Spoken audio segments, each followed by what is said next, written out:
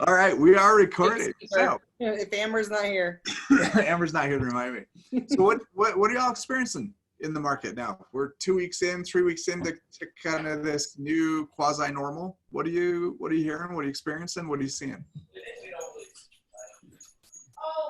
Things are still moving. What I'm seeing, I had my client get exposed to someone who's positive. She does home health care, and his test came back positive. So now we're working through what do we do after. The appraiser is working on getting the drive-by appraisal approved because he's not going in that house. Yeah. And I guess I thought about it after I made phone calls. I have it from her that I'm okay to share it with the appraiser and the other agent, and then the other agent tells her clients, and at what point does HIPAA come into play with any of this is my question. That would be a really good conversation for our brokers. And what I would say is anything we get,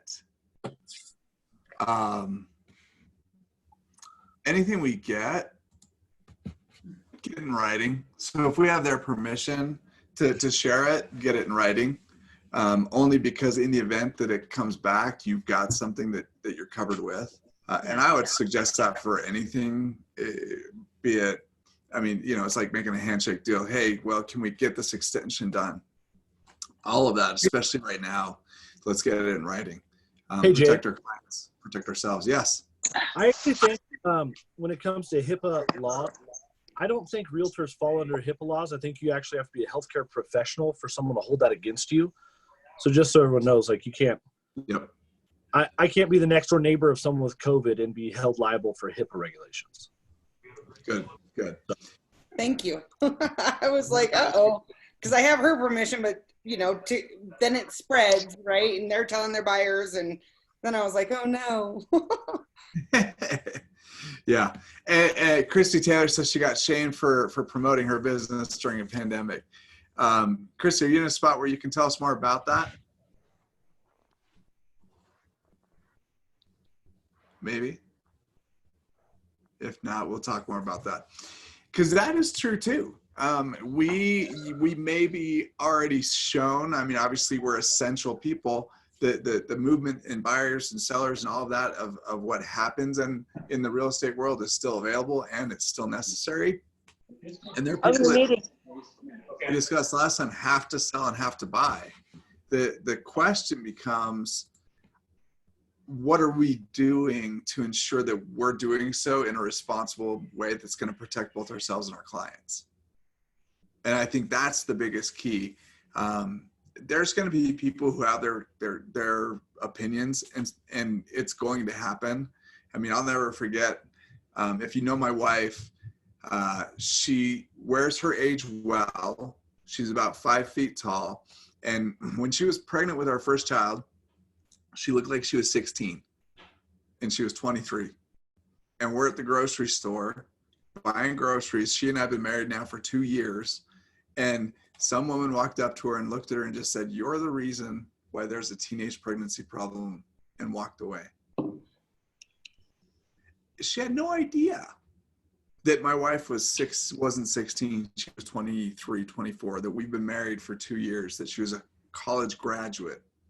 Had no idea. However, everybody's going to have an opinion. I think the biggest thing we can take from all of this is not to personalize it, especially in moments like this. What we find a lot through uncertain times, and you may be hearing this and experiencing it even within your own homes. We've got a petri dish. I would love to do a social experiment and just have a sociologist come and watch our family right now.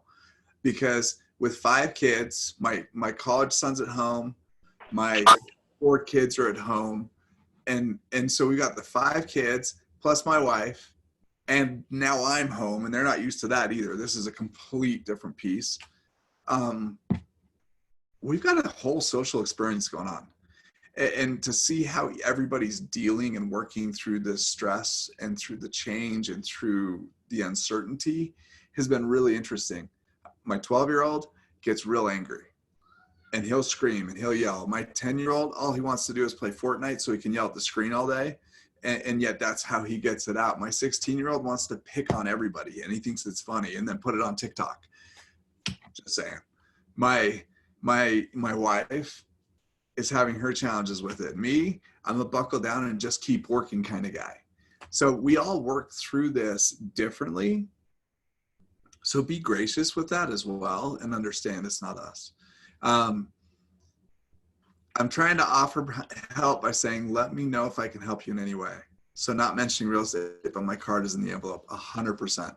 This is a time where I was talking to one of my real estate coaches about this, where it's not necessarily about self-promotion as much as it is being of assistance and being present. Anna and I were talking today. Anna, do you want to share that story-ish? We've got a couple that we've been working with that are thinking about joining our office and are sick. And and some of you might have met her because she's been to a couple of classes when we could be in person. And then, as she was transitioning over to our office, she got kind of quiet for a little while, and I was checking in on her. And she says, we've just been kind of sick, and my husband, I think he's getting better.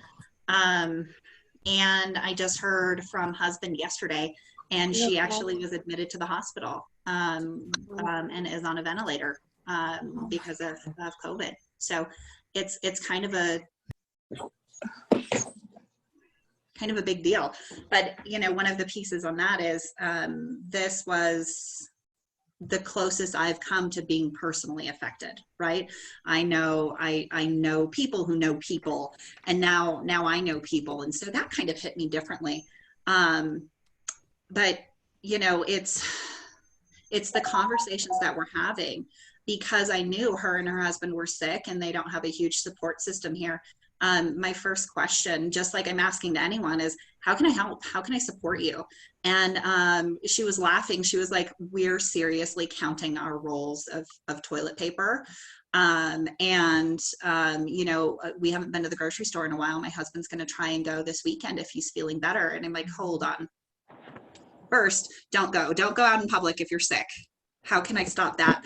But so we went and loaded him up with groceries and found some toilet paper. Oh my goodness, what a blessing, right? And was able to drop that off for them over the weekend. So. Yeah.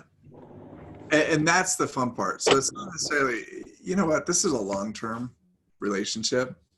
It's so much more about how do we lay a foundation to show who our heart really is right now than about let's go get a bunch of business. Mm-hmm. By the way, that's not COVID. That is me talking all day on stuff like this. And that, how do we build those relationships today? The relationships we build today will be the business that we create for tomorrow. And the crazy thing about it is as we're making those connections, as we're having those conversations, we're finding people who are in a situation, like we discussed a couple of weeks ago, that do need to sell, that do need to buy, that are truly in that position. And how do we best help them? If you all haven't done this for yourselves, I would say do it for yourselves first. And it's a great resource to make sure your database has access to. Information just was released today to the banks. Most of them are starting to receive and accept applications today or Monday for the employee payroll protection piece. Many of us, if we've operated like a business or paid ourselves a paycheck, qualify for that. So check it out. Check it out with the bank that you bank with. Make sure you have a commercial account set up, and that's how that'll work. Here's the other piece. If you don't, you still qualify potentially for some of the emergency funding that was released. There's a $10,000 grant that you can apply for. It takes about 10 minutes. So know that those pieces are available to help us weather the storm as well. And how great is that to be able to have that conversation with the small business owners that you work with the folks that you refer business to, and make sure that they're on the same page as well, to be that advocate for them. So I'll pull up the website real quick and I'll plug it in there for you unless somebody has it. Holly says she ended up in the hospital with COVID. Holly, are you able to speak, by the way, and tell us your story a little bit? Yes. Awesome. Yeah, I can talk. I don't have the video on because I'm like laying in bed. So understood. And by the way, for those who are in a spot where you can turn the video on, I'm going to ask selfishly. I'm used to like being in front of hundreds of people every week, so I like faces, and I feel lonely sometimes. Okay, I'll turn my video on. I look if you're like not comfortable shit, with it, you're fine. So, good for the rest of it. So tell us first, what was it you felt and experienced, just so we can be aware for ourselves? Well, we were about to do a remodel on our house. So I was cleaning out the attic and cleaning out closets. And, I ended up with all this sinus and I didn't have a fever. So I just thought it was sinus from all the dust. And so I finally called a doctor because I got really bad. I never ran a fever. And I've had the tightness in my chest, but I have asthma. So, I mean, nothing was too bad. Now, the problem is I'm the only caretaker. We're now living at our daughter's condo. So there's 4 adults, 5 dogs, and a 3-year-old in a 2-bedroom condo. Oh, God. Hi, Leslie. And yeah, anyway. And Mark was working and showing houses, and Vanessa was working, and nobody, I don't think, was aware that I wasn't drinking anything, eating any. I didn't eat for a week, and I wasn't drinking anything. And water, everything. If your taste goes to, something's wrong. And I couldn't. The water made me get sick, so I ended up in the hospital because I was dehydrated, and my oxygen levels were low. So I'm doing better now. I still have tight chest, still have not had a fever. The exhaustion has been horrendous. So I've had a lot of people reaching out, and I'm not promoting the business too much. I feel awful because Mark was out showing houses. I'm sure he infected everybody around him, but you didn't know. And Nope. That's the problem. No one knows. So we closed the deal. We had a deal closed Monday in spite of me because it was falling apart. We had a appraisal come in $15,000 low. And Mark's got a house under contract. I mean, we've been working. Yep. Now it's a little different because we're quarantined. Can't go anywhere. And I think that's the important piece. This is why I wanted Holly to share this. Thanks for joining us, by the way, as well.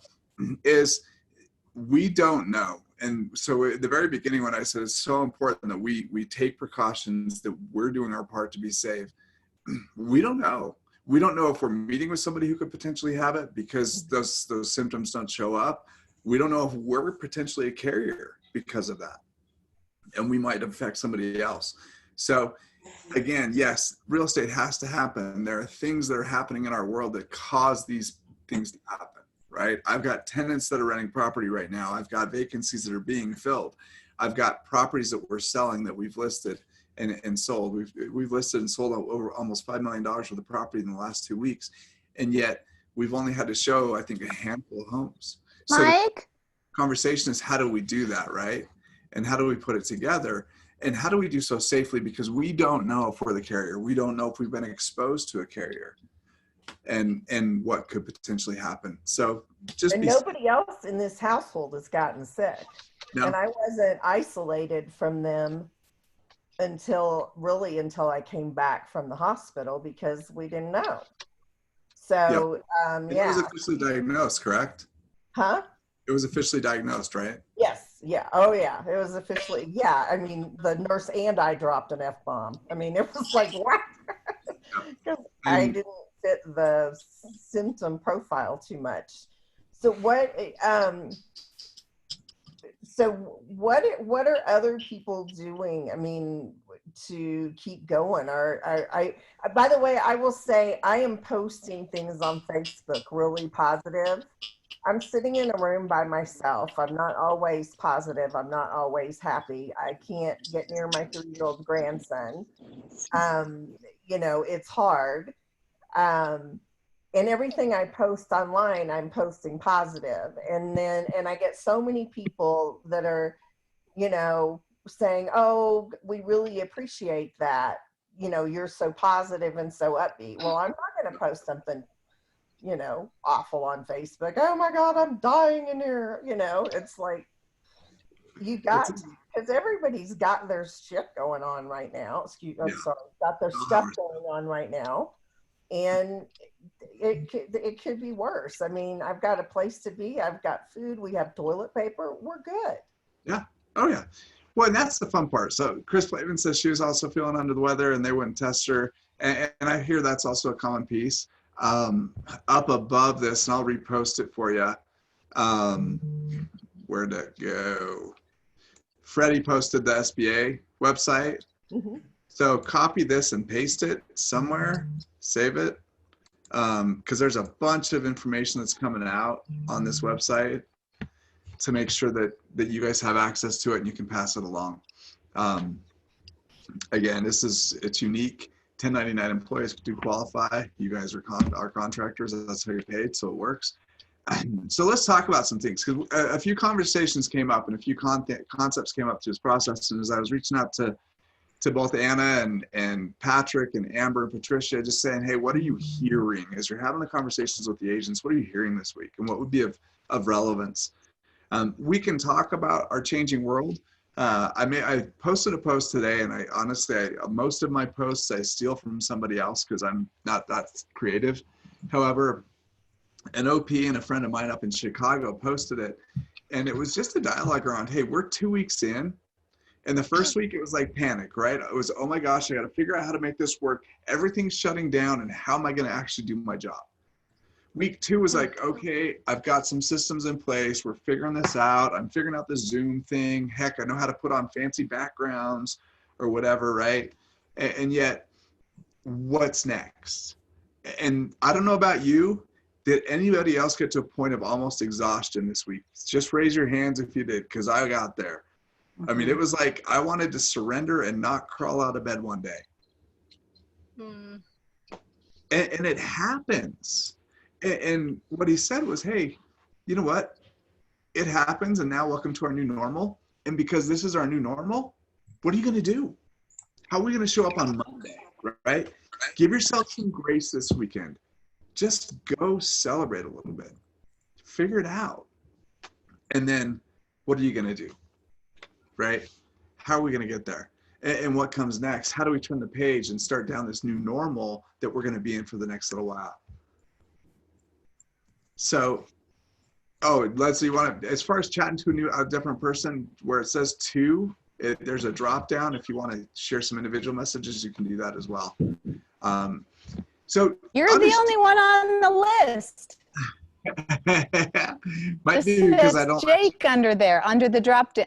Under the drop down, it just has you. So I must have something clicked on wrong. It's not you, it's me. I probably locked it out because that's, again, Jake learning how to control Zoom. Go figure. So long story short, what I wanted to talk about is this. So here's what we are starting to see. Deals are falling apart. Yes or no? Nod your heads if you've had a deal fall apart, or if you're hearing of deals falling apart. We had 2 in ourselves that both fell apart this week. I will tell you what it was over. It was so silly, and we haven't had a deal fall apart over this in years. Asbestos. I had 2 inspection objections where they both came back. Ironically, they both wanted $30,000 off the price because potential asbestos in the property. Now, one was because it was a popcorn ceiling. Seriously, right? They wanted us to test it and prove it wasn't. The other one, there was an insulation wrap in the duct, around the ductwork, and they wanted us to make sure that that wasn't asbestos. Well, that one's already been tested. We've provided the test, and now and it's been proven that it's not. However, what's going on with the buyers? Why are they doing that? They're scared. They're scared. It's exactly what it is. So here's what I want you to understand. When our buyers start to get a little skittish, 9 times out of 10, it's because of fear, right? Fear is a huge motivator, either for movement or non-movement in our world. And this works for us and for them. So understand, how do we break through fear? Well, it goes back to perception. Their perception, what the world that they created is their reality right now. If I walked upstairs to have a conversation with my wife about COVID, we would end up in an argument like we do every night about it. I love her dearly. However, I spend all day doing this and maybe 5 minutes updating myself on what's going on. She homeschools our kids until they're done. And then she goes and you got the news going, right? So she's got the constant news cycle.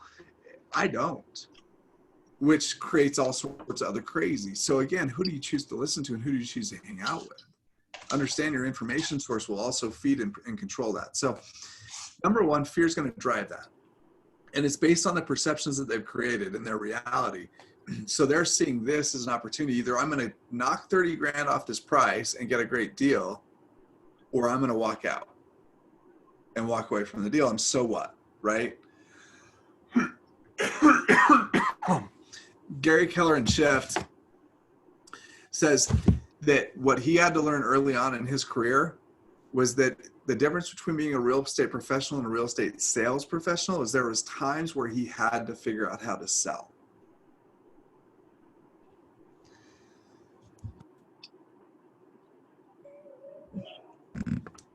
There are times when he figured out how to sell. So for Lone Tree, you guys have a resource for COVID.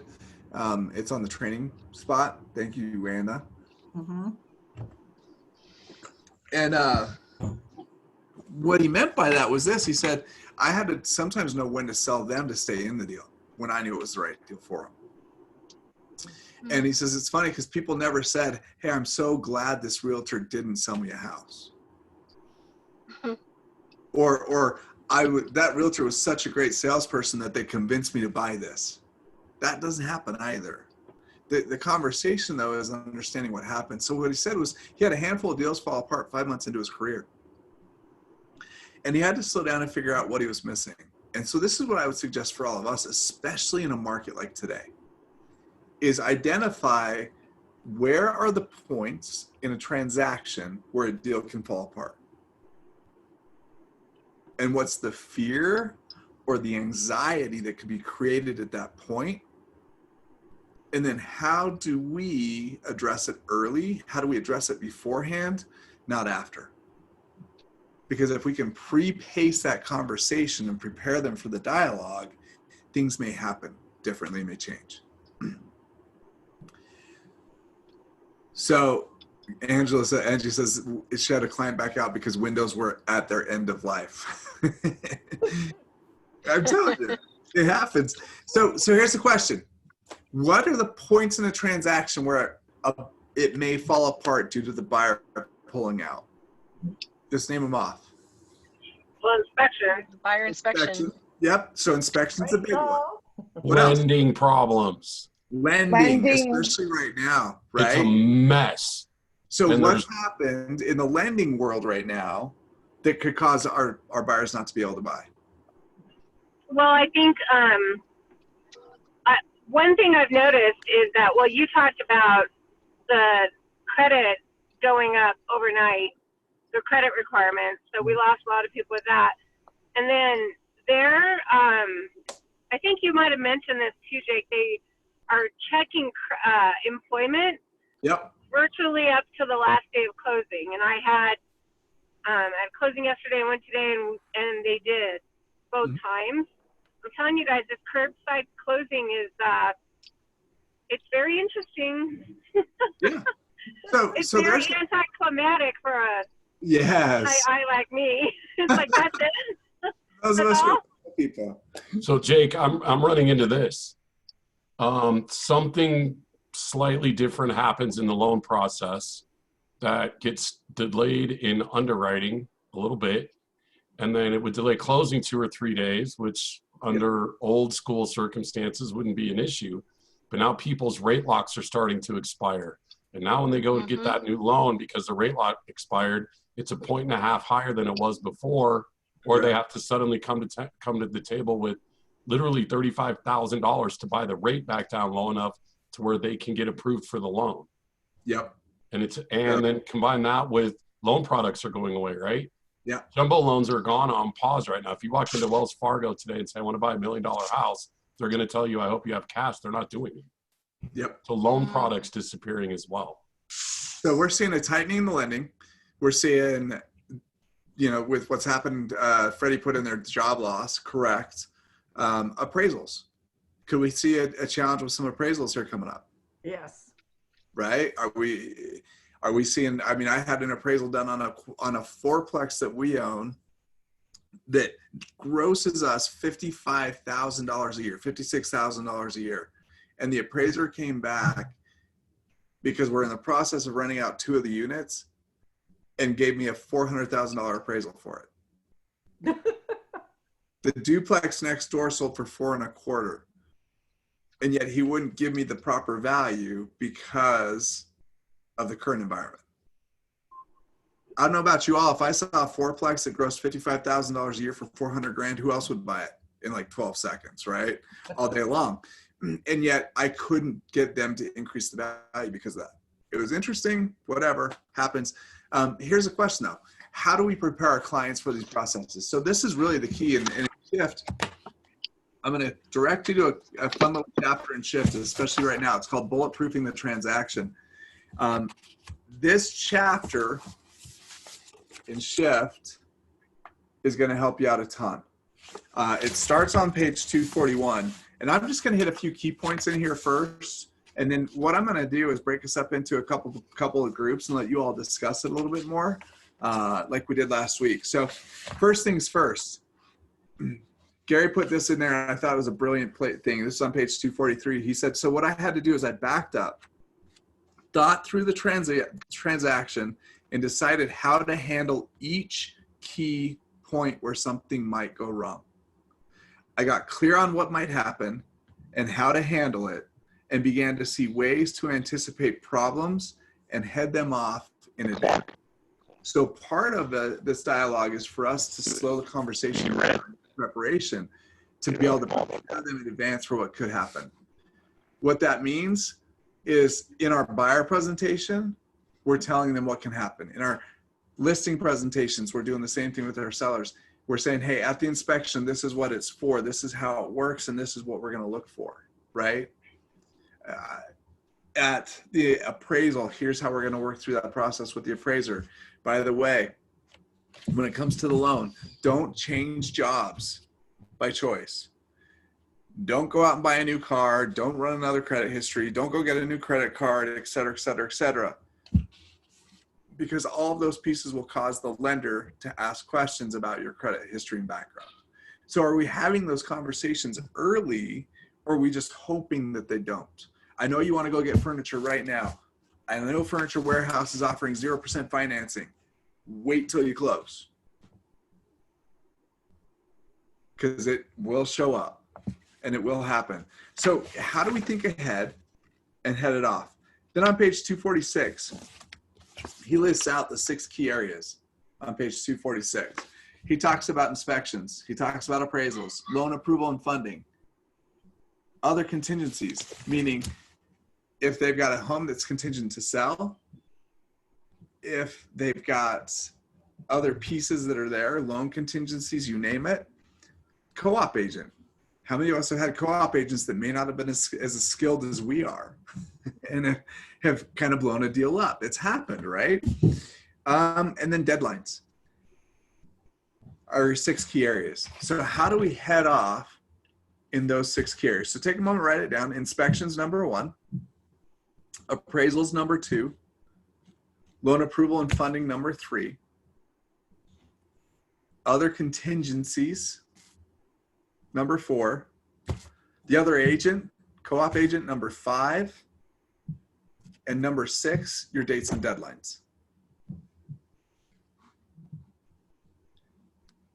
So those are our key areas. Looks like somebody's got a question or raise their hand. I was going to jump in real quick. I would also say signing things right now, just because of this situation. You know, if you need a power of attorney, is that already in place? If someone gets sick, if someone gets exposed, yes, we have mobile notary. What if they still can't sign? And that's the conversation I had with my client this morning, you know. Is what can we do there? So here's what I want to do. I'm going to take a look here. Where are we at? I think we've got 30 or so of us here. If I broke y'all up into, and by the way, when I do this, pop your screens on so everybody can see everybody. I'm going to break you up into 3 rooms. And what I want you to do for the next 15 minutes or so, 20 minutes, is just go through each of those areas and have a conversation around what you can prepare your clients for ahead of time, right? Like we were talking with lending, don't go out and buy and get any new stuff. With inspection, how do we prepare them for what the purpose of the inspection is? Job changes and stuff like that, all those conversations. So what are you doing and how really can wonky eyelash here that needs to go off to make that happen?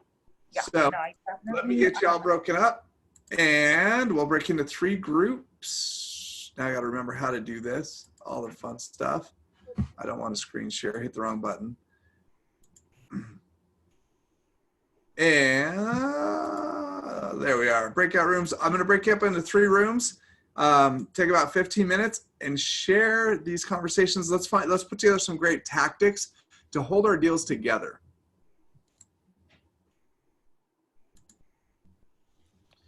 When that pops up, all you want to do is hit accept. It'll pop you into your room. You'll be set to go.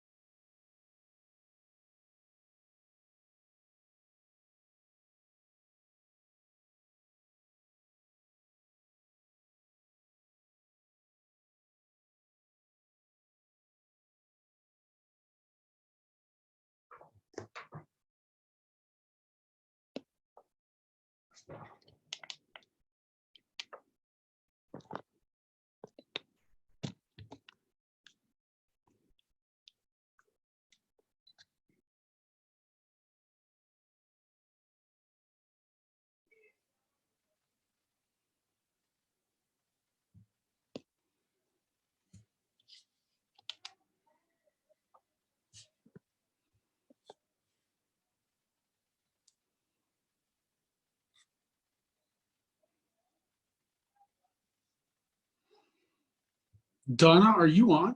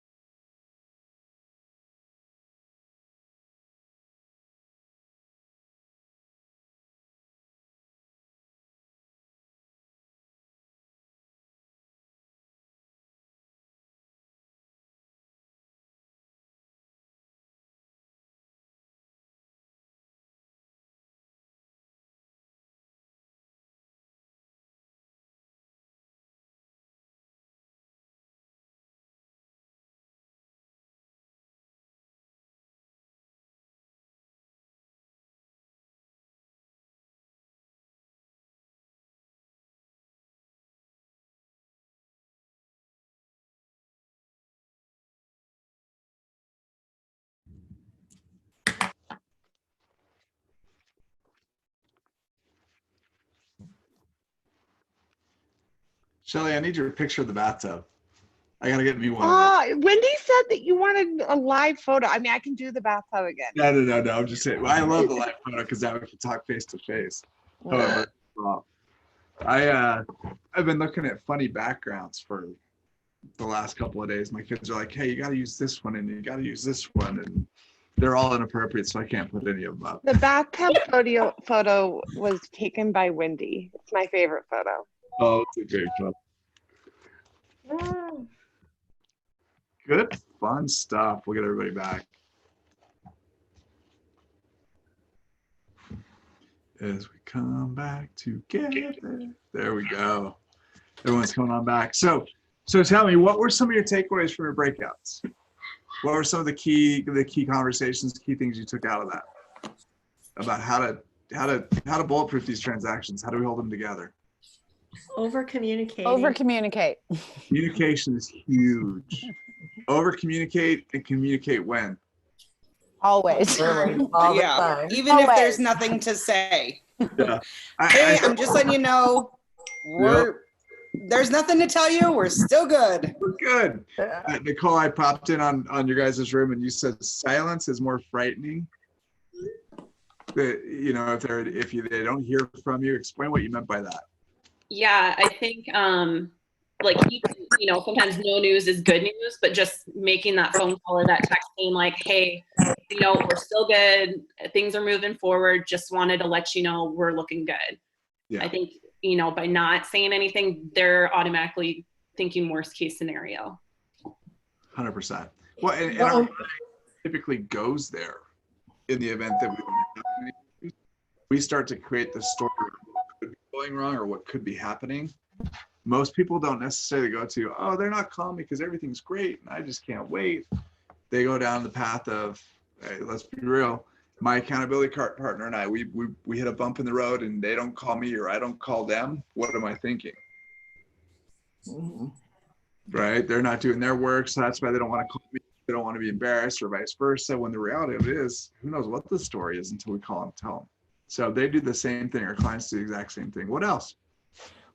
I feel like if you start with when you're communicating at the beginning with your clients, especially in this climate where things are falling out, here are the points. You know, you walk them through the deal and where the points are, and walk them through worst case scenario. Yes. Worst case scenario, and you've got a fix for it. If worst case scenario happens, this is what we do. Well, then you've taken the scariest thing off the table. Yeah.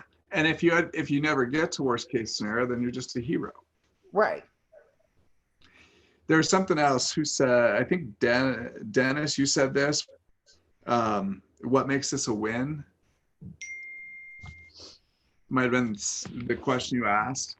So what I want to do is let's jump into this bulletproofing strategies, page 262 and shift real quick. And that's where you're going to find a few of these. And yet it's proactive prevention, like what we talked about, right? It's helping them understand what's coming up. It's preparing them ahead of time, setting those proper expectations, and then preparing all the alternatives. So it's not that I'm calling you to say, hey, we have a problem, this is the problem. I'm calling you to say this showed up like we discussed, could happen, and here's the solution that we'd also talked about possibly happening, right? It's helping them get there. It's reassuring them, hey, you know what? Every house has its hiccups. No house is perfect. I've got a friend that says, how did he put it? Choosing a house is like choosing a spouse. You only get 90% of what you want anyway. That's what he said. And the rest of it you just deal with. I was like, dude, I don't know. I got pretty lucky. However, you know, it's always fun. And yet understanding that we're moving the right way. Having those alternatives prepared ahead of time. So you're not calling with a problem without a solution. Early response. Communication constantly. Hey, I'm not calling you to tell anything's wrong. I'm just calling to let you know we're still moving along and everything's great, right? Constant communication. What I would do is I would set it up on a timer. You know, every Tuesday and every Thursday, we're having a conversation. So they know what to expect. And oh, by the way, hey, when I reach back out to you on Thursday, if you have any questions, just make sure you write them down and that way we can connect. If it's urgent though, reach out. Problem solving, inspecting their expectations. Make sure we got realistic expectations. So when we talk about an inspection objection, let's get real. Let's set realistic expectation of what could happen. It's not, I'm going to ask for a Christmas list and Santa's going to bring it all. It's setting those realistic expectations of what to expect during that process. Hey, Jake, I don't think Santa is considered essential anyway, so he's probably not coming regardless. You know what I'm telling my kids? You said that. That's fair. You can credit me. You're welcome. I might have been the mean dad this morning that woke his kids up and told them it was a snow day. So go upstairs and start studying. They didn't think it was very funny. I thought it was hilarious. Santa is essential, says Leslie. Well, the other problem is if you got the listing, you come in, you know, my last listing, I mean, they came with a laundry list of I mean, a perfect, and there was one thing that I considered health and safety, and everything else was like this little, no way in hell are we doing that, you know, and you have the agent said, oh, I had the conversation with them. Well, you must not have done it very well. Well, and that goes back to the co-op piece, right? If we don't have a strong co-op that knows how to have these conversations well, sometimes we may have to script them. And oh, by the way, if we're working with a co-op, we should also pre-pace the conversations with them as well, that we can, in a manner that's obviously effective and still protects our client. Problem solving. I gave her a script. I gave her a script back with our resolution, and I said, you know, this is what, you know, health and safety. This is what this is. This is what it's for. We did X. We're going to do Y just to be nice, but nothing else on this list is health and safety. No. Well, and it's just, again, for me, a lot of this, what you'll see in the book, is it's about the questions we ask too. Because sometimes we want to tell them what's going on, and yet we've got to ask them, so did that meet your expectation? Or what would make this a win? Or how do you expect to see this show up on the other side, right? So it's also us asking those questions and slowing the conversation down. It's about having proactive prevention. That would be Jake, as far as proactive prevention goes, especially on the list side, I think pre-inspections before you go on the market are super important now too. Help set the expectations with the sellers. Look, we had the inspection. Here are the things, the healthy and safety items that we found, right? And it just helps with those conversations up front that this is more than likely, this is likely what the buyer will ask for on the health and safety features, right? Yep. You can wait and see if you want to deal with it when that happens, or you can get in front of it and start those repairs now, right? Well, and that's the other thing that we've been doing a lot with our team is we're doing pre-inspections, including if it's an older property, sewer scope, and radon. And then the inspectors agreed to be paid either at closing or by the buyer when the buyer purchases the inspection from them. And that way it does two things. It keeps multiple people from going in and out of the house over and over again. And it gives the buyer all that information up front so they can make a decision, right? And if there's stuff that's been repaired already, we can provide the receipts to show proof of repair. It's just another extra step that we find a lot of times in a buyer's market that we need to do to bulletproof that transaction.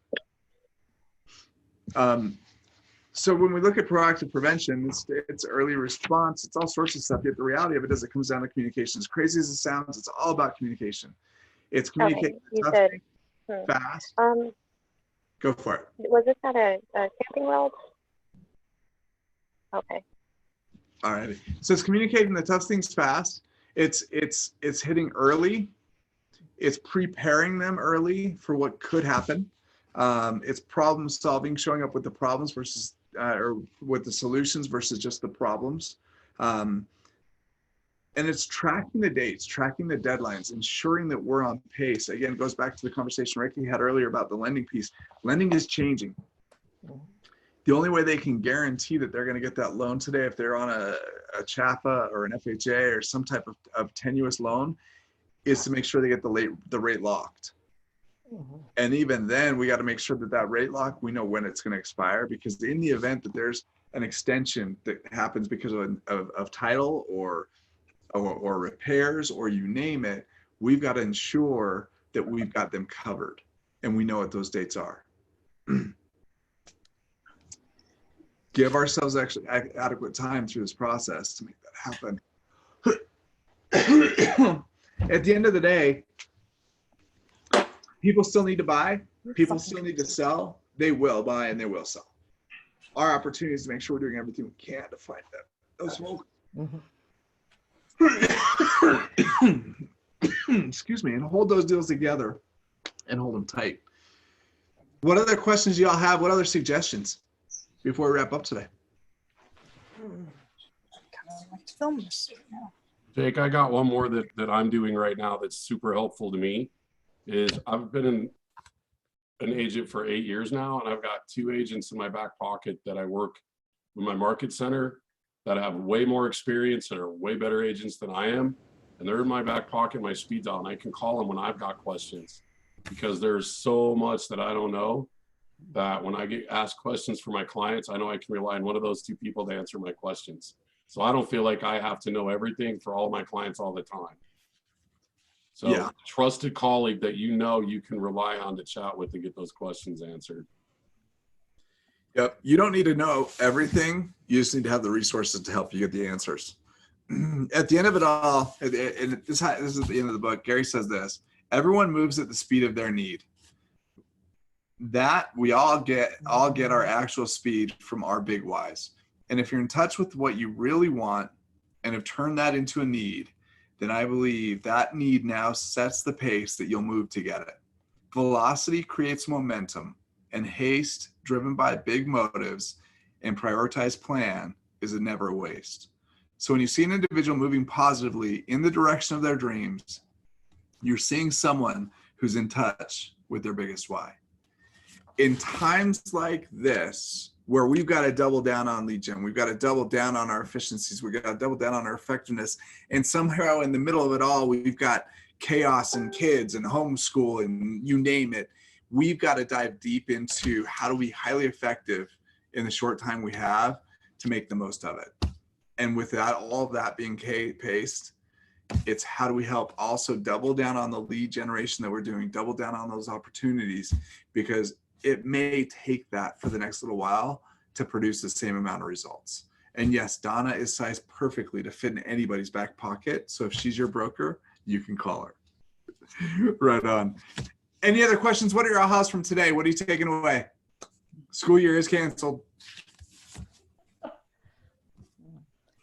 We're going to survive this, and we're going to come out better and stronger. And it's, you know, we're going to be up in the air for a little bit, and we just got to keep putting one foot in front of the other. Yep, 100%. What else? You just got to spend some time within, you guys. Slow down, and just the next right thing will come to you if you're open to it. So just, there you go. Yes.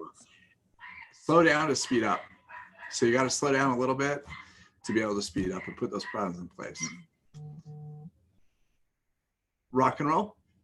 Well, go make it great. Whatever we can do to support and help you, we're here. Shift. When I say bye-bye. 270. Yes. Jake, can I say one more thing? Please. If Anna's still on here, everybody wish Anna a happy birthday. Today is Anna's birthday. Happy birthday. Happy birthday. Anna. Birthday. All right. You all have a great day. Go make it great. Have a wonderful weekend. Let's rock it out. Happy hours next. See y'all.